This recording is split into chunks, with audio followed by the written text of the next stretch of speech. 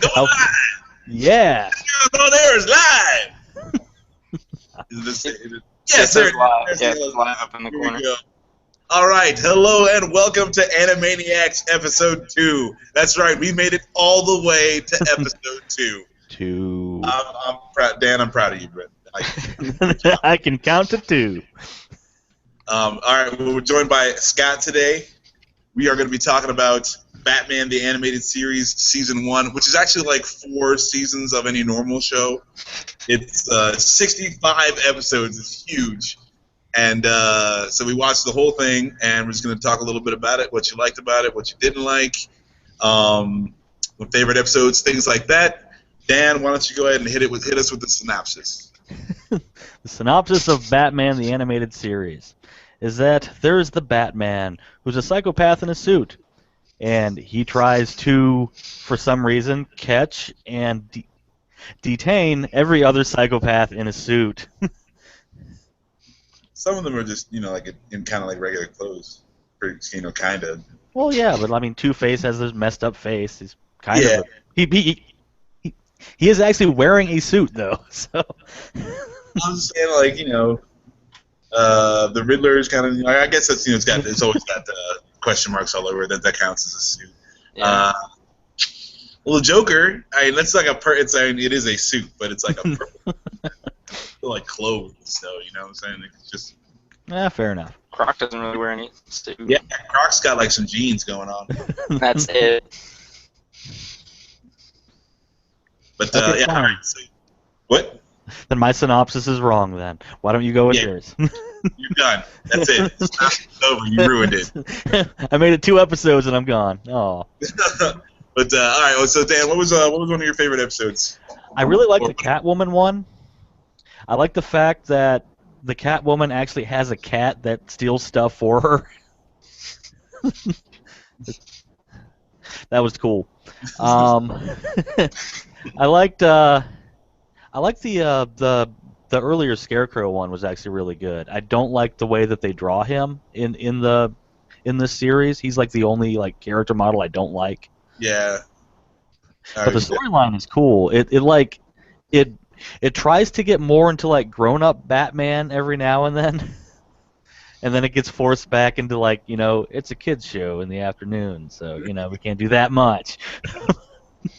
but it has little nods, I think, to the older audience.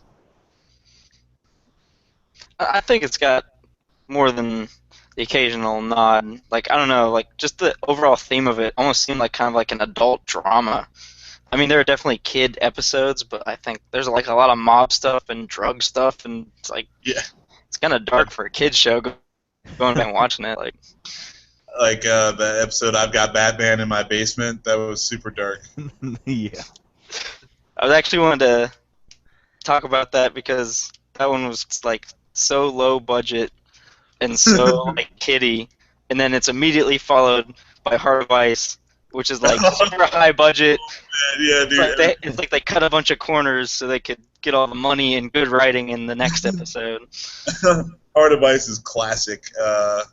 Classic Mr. Freeze. They reintroduced Mr. Freeze. Like the last Mr. Freeze that people knew was a joke, like a serious joke for the Batman '66 TV show. So when Paul Dini wrote that episode, I think, and yeah, it was a super good episode. Mr. Freeze, he's got this whole depth to him. He's trying to save his wife, and he's all super pissed. It won the show like a bunch of awards. Mm-hmm. That was I remember '66 Freeze, where like his freeze gun, they'd like put a little like smudgy effect around people to show that they're frozen. It was so bad. Terrible. Makes you want to go watch some more '66 now. I actually do. I really want to get that Blu-ray. That they put it out on Blu-ray and stuff. I want the remastered edition. I want to get that. Yeah. You said you hated it, Max. No, it's like hysterical for what it is, but it's not Batman. You know what I'm saying? Like I can watch it and it's its own little thing, but it's not really Batman. He runs around in the daytime. Fair enough then.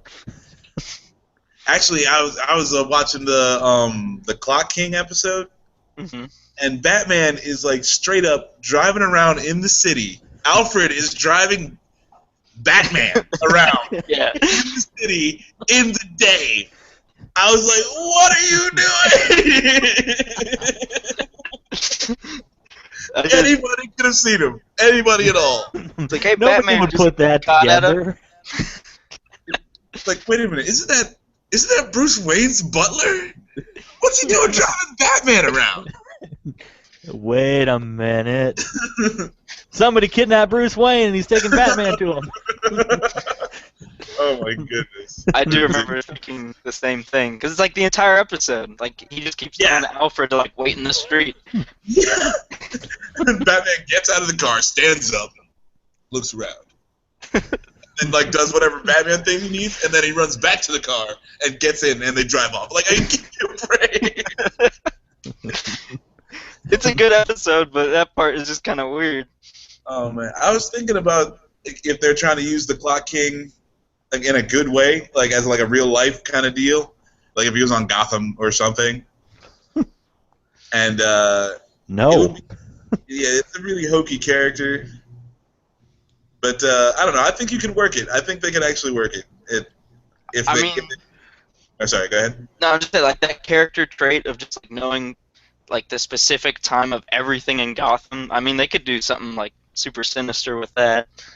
Yeah, and in that episode, he's an efficiency expert, and like his quirk is that he knows the time of it. Like his whole thing is that he can make everything run as well as it can, as long as it can. Right. So I mean, I was like, well, you can there's like economists now. That's like a whole thing. So like it's not that hard to actually have that kind of guy. I don't know. I thought it'd be kind of cool. That's true. If they can pull it off, but it'd be rough to pull off because it's easy for them to be really hokey. That's true. I mean, Gotham in general is kind of hokey. That show is terrible. I don't advocate watching that show, but because it's so terrible, I feel like you can try new things. Like there's some things on that show that are really good, but it's mostly terrible. It's true. Let's talk about more Batman. More good Batman. Right, Batman. Yeah. Max, We've been on air for like 7 minutes now, and we've talked about Batman the Animated Series for 3. All right. Hey man, Batman the Animated Series makes us touch on so many other things. It's like it's so great. It applies to everything. It is film itself. It's like a good bar. Like it set the bar so high for Batman. I think. Yeah. I mean, like, like you guys are saying, there's a lot of like really kiddie, like really cartoony episodes, but there are a lot of like dark, dramatic episodes, and there's a lot of they go through, or like even the Robin, like in Robin, what is it, Robin's Reckoning? Robin the two-parter. Yeah. Yeah. Where that's like a really like they show his like they don't actually show him hitting the ground or nothing, but the way they show his family dying is pretty effed up. Like to show a bunch of kids like. I mean, that's like the way they show it is something that it's like artistic enough that you could probably see that in like a PG-13 or R-rated movie, and it'd probably like fit right in.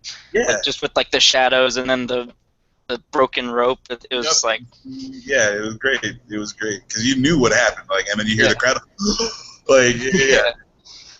It's like old style horror there. I mean, you don't show it. You just show something moody and just infer. Mm-hmm. No, that was good. I didn't like. Do you guys feel like sometimes having Robin there made Batman weaker because like they had to have Robin be worth something? So the part where he's in the roof in that episode, and Zuko, the guy who killed Robin's parent, is down there, and they're like, "I hear something," and then he shoots, and exactly where he shoots is where Batman is. Like that never happens. Like if you hear something and you shoot at the ceiling, Batman's behind you. Like he's never where you think he is. Right. And it was just so he could like get injured, so Robin would have to come in. I did think that was kind of. Overall, I liked the episode, but I felt like they had to kind of weaken Batman so Robin would be a little bit more legitimate when he showed up. Yeah. I mean, to me, I rarely like Robin in anything with Batman. I mean, Nightwing was okay, when he went and did did his own thing. But with Batman, I was glad to see him die in A Death in the Family, not the original comic. Uh, don't like Robin. Well, I mean, Well, I mean, certain Robin. I liked Robin, Yeah. and I liked Tim Drake Robin, but I'm not a fan of Jason Todd or the Red Hood as he becomes later. I've just never been a fan of that guy. But angsty and edgy. yeah, I'm Jason Todd. My life is hard. Yeah, whatever. Fuck it. No, I thought that if no one ever gets it really right, but I thought the idea of Robin was really cool. You know, he's like a freaking 10-year-old kid when this is supposed to happen. And then Batman takes him under his wing and he suits up so he's like 12 years old, running out there around with Batman. And like to make Robin sweet, you have to kind of make him like, they call him the boy wonder. Like he's already a world-class gymnast. You got to make him do things like super crazy shit. Just flipping the fuck around, because he's supposed to distract people from Batman while Batman cleans house, that's why his costume's all colorful. Yeah. In the half second you look at Robin over there, Batman is, and it's over. But so, sometimes they're taking shots at Robin. That's the thing, though. So, but he's got to be so fast that you don't. Yeah. There's no way you're ever gonna hit him. But but they never do Robin like that. It's always like, oh, I'm here just in the nick of time to save Batman. It's not like I'm totally super sweet on my own and Batman trained me. It's not that. That's how it should be. But the problem with using Robin in your cool way is that Batman is basically making Robin bait. Yeah. and that kid was already jumping around 80 feet above the fucking ground with no net. Yeah, but now he's doing it and getting shot at. But I mean, like, okay, I'm sorry, but like, look how his parents died. It's obvious there are hazards that come with living the life. but the problem comes in keeping Batman like the good guy while you're having him. That's the whole thing. Batman's fucked up, but he knows that this kid's fucked up the same way. He also lost his parents right in front of him, so I mean, it's like that kindred spirit thing going on. And they're killed by a mob boss. You know what I'm saying? Like there's many parallels to Batman and Robin that. Yeah, no, it totally works. I like Robin as a character. I know. You hate him on him, Dan, but Robin can be sweet. I thought they did him pretty well, like for the most part in the animated series. Like there were those occasions, like in Robin's Reckoning, where it's like Batman. You've been with Batman for like 20 episodes, and he's just by himself doing sweet shit, and then like, oh, I need someone to help me. But there were several episodes where I didn't think that Robin held Batman back. Like there's the one with Scarecrow where Robin's like flipping the fuck out the entire episode. Yeah, no, that's what I'm talking about. And he goes and catches the vial at the end. Yeah, like stuff like that he's good at. Like that's like his, specialty. He can do stuff like that while Batman's up beating the crap out of Scarecrow. Yes. I thought it worked really well. Like I thought that entire episode, like everybody just kind of fell into their role and it worked out. I agree. Now, I am of the opinion that anytime there's a two-parter in this show, it works out fantastically. I do not remember seeing a two-parter that I didn't like. Like, it felt like all the two-parters had way higher production values than, like, for the most part, the single episode. Like, I love the Two-Face episode, and I love Feet of Clay. I'd say that Feet of Clay is probably my favorite episode of the entire series. But I don't know, it's just... Maybe it's because they have more time to put more story in. I mean, what do you guys think? Dan? I don't remember Feet of Clay. The Clayface episodes, you don't remember those? I don't think I watched that one yet. Oh, okay. All right, yeah, that's episodes 20 and 21. But as far as the two-parters go, yeah, they're all the ones I've seen have been the better ones of the series. I'm looking at it right now. So the Cat and the Claw is what the whole series started out with. That was their showpiece. to get the Okay. to get the people's attention. So that one definitely has way more production value than a Yeah. lot of the episodes. But then they got Two-Face has got a two-parter, Clayface has got a two-parter, Robin's got a two-parter. What do we got? Heart of Steel. I think that's the one where they're the Android one where they're like making they're like Android copies of people and shit. Yeah. Oh yeah, Yeah. that one's not as strong as the other ones. No, that one's probably the worst out of all of them. And that's the last one. No. Then we have the Ra's al Ghul. That's true. two-parter. Yes. So yeah, Robin gets kidnapped. Awesome. Yeah. No, Yay. the Al Ghul one is definitely great. Now to beat him to death with a crowbar. My favorite episode though is Almost Got Him. Oh, where they're all sitting around. Yeah, episode 46. Yeah. They're all sitting around the poker table talking about how they almost got Batman, and they're trying to one up each other with the story. Crazy stories. Yeah, my favorite one was Two-Face's story, and because he's got Batman on the giant penny. Yeah. Yeah, Like, oh, what God. did they do with the penny? He's like, they let him keep it. It's so bad. It's just, yeah, he's just got him in the Batcave from then on. Yep. Oh man, so that's my favorite episode of all time. That is a good episode. It is interesting, like going back.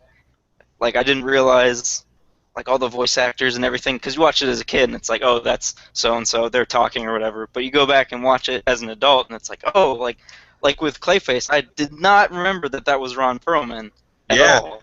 And, Yeah. And they had Eddie Asner was like the Daggett, and he was in Yep. like a lot of other stuff. I did actually recognize him because he was J. Jonah Jameson from Spider-Man. Right.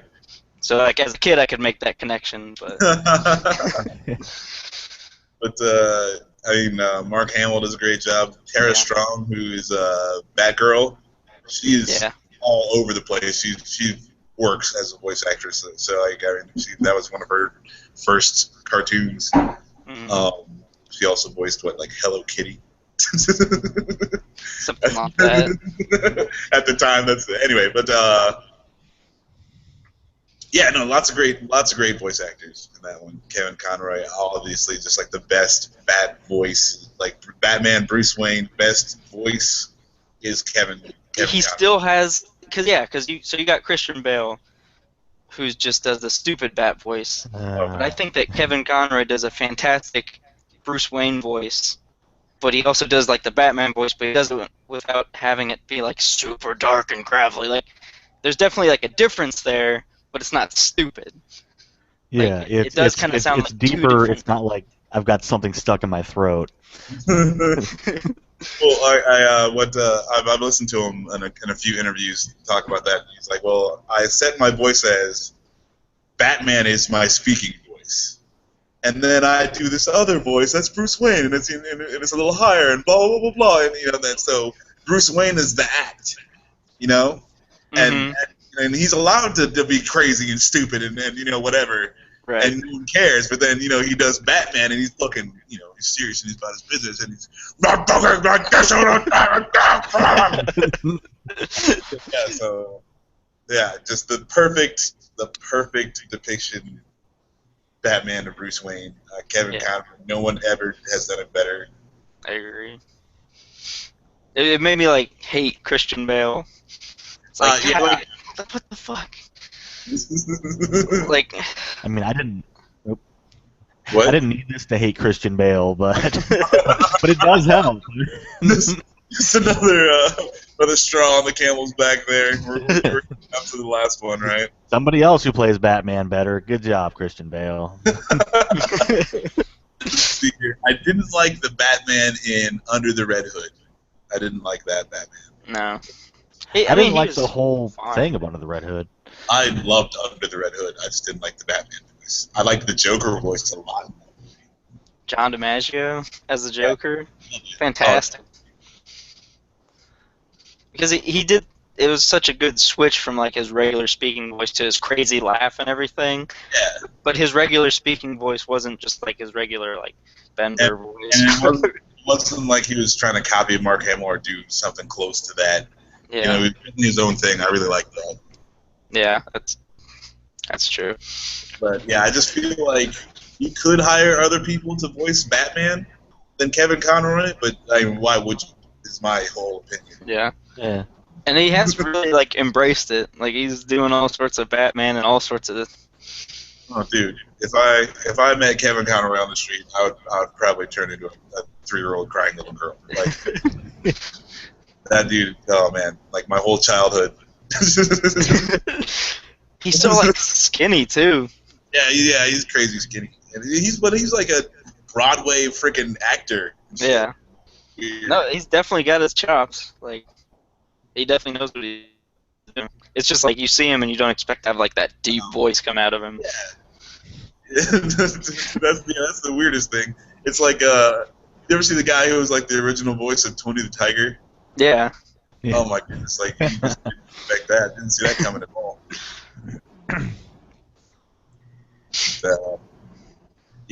This is my favorite Batmobile out of all the Batmobiles. I agree. The original, Yes. the original drawing. They change up the drawing in the third season of the show. They change up the art a little bit, but or a lot actually. But and that Batmobile kind of sucks. But this one is by far the best. I wish someone would build one and bring it around. Like a real one. Yeah. Yeah, I mean, I don't know how that would be possible, but I mean, like, well, they do crazier stuff on random car TV shows nowadays. Yeah. They need to build one. They made a Tron motorcycle. They could probably make the Batmobile. Nice. I want a Tron motorcycle. I want a Batmobile. I'm just like, okay. It's such a nice. It's just so refreshing to have the Batmobile not be a tank. Like it's just a black tank. Like. I mean, it makes more sense. The tank makes a little more sense, but this Batmobile just looks like it's like how long is that engine? It's like freaking the thing must have like 18 cylinders or something. Yeah. It's ridiculous. And then like it sounds like 4 muscle cars strapped together. And then it just does all the cool things. Like on the inside, it's all computered out. It's all like just get all its gadgets. The freaking how it opens. The thing slides forward to open it up. Give me a break. And he's got the little engines on the back, like the 3 little, like he's got the main rocket, and he's got the tip engines or whatever, and yeah, big old turbine. It is best car to go to get a Diet Coke. You get that? No. Isn't that a commercial or something? That was if you got the original Batman. The Michael Keaton one on VHS. It had the Diet Coke commercial where like Batman goes and gets himself a Diet Coke. Yeah. He uses Bat credit card to pay for it. No. That never showed up until Clooney. It wasn't that stupid. It was product placement. It wasn't total idiocy. Oh man! All right. Well, I think I can say 9 out of 10. Batman the Animated Series Season 1. It is like the longest Season 1 you'll ever find anywhere, but it is worth it. Yeah, for me, definitely 9 out of 10. Totally agree. 10 thumbs up. Wait a minute now, because you just did 10 out of 10. No, he did 10 thumbs up. Good guess. Yeah, you can give something 2 thumbs up, still give it like a 4 out of 5. Like movie critics do it all the time. Yeah, get with the reading, man. You're over there at standard, and we're over here at metric. You're European to the world.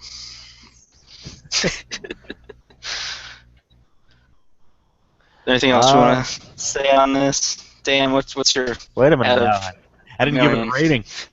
No, yeah, that's what I'm asking for. Like, I'd have to go. I'd go 9 out of 10. Shocking. I'll agree. Hey, I grew up with this. As soon as the Danny Elfman titles hit, and then the whole little montage at the very beginning, I'm like 10 years old again. So Yeah, this is definitely my Batman. This is what got me in love with Batman. Like I wasn't a comic book nerd before. Yeah. Like I think this cartoon put me onto comic books because I just this is the best. And yeah, you're right. When I was a kid, also everything's so much better because all the kiddie episodes are a lot less stupid when you're a kid. Yeah, exactly. So there's also that. But yeah, no, it's great. It takes me right back. I love how he had real guns. Yeah. Because, like, even as a kid, it's like, I love the 94 Spider-Man, but then all the policemen had laser guns. It's just kind of like, alright, don't insult my intelligence, but, like, this is like there are people actually shooting real guns, and it's just nice that they were able to do that. Yeah, that changed. That changed when they switched the. No, they still have real guns when they switched the art style, didn't they? I think so. Are we gonna? We I know can they delve into that later. laser guns in that Superman show.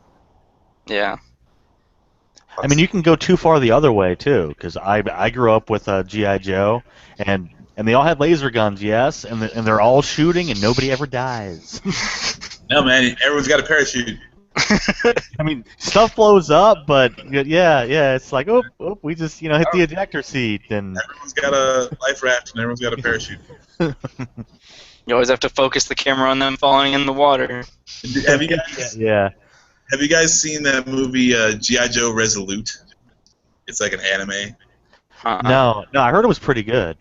Oh man, we should watch that. We should get together and watch that, and that might be our next one. We're doing anime, but we're just doing the non-Japanese anime. No. Who cares why you gotta be racist? I don't know. It's anime. Equal sir. opportunity here. Why does it gotta be Japanese anime? Most of that stuff is crap, dude. No. There's a language and a cultural barrier with a few things in every anime. You just think about Japanese. I don't get it. But yeah, we'll do something Japanese then. Dan, you can actually pick the next one because I think I picked these first two. Scott, Actually, I picked the first one, I thought. But did you pick the first one? What did we do the first time? Outlaw Star? Yeah. Oh, yeah, you did pick the first one. Well, I guess it's your turn then. Okay. I'll get back to you on that. All right, well, we'll get back to you. From Anime-Niacs, thank you to Scott for joining us. For Dan and myself, I will bid you guys farewell. Have a great day and watch more cartoons.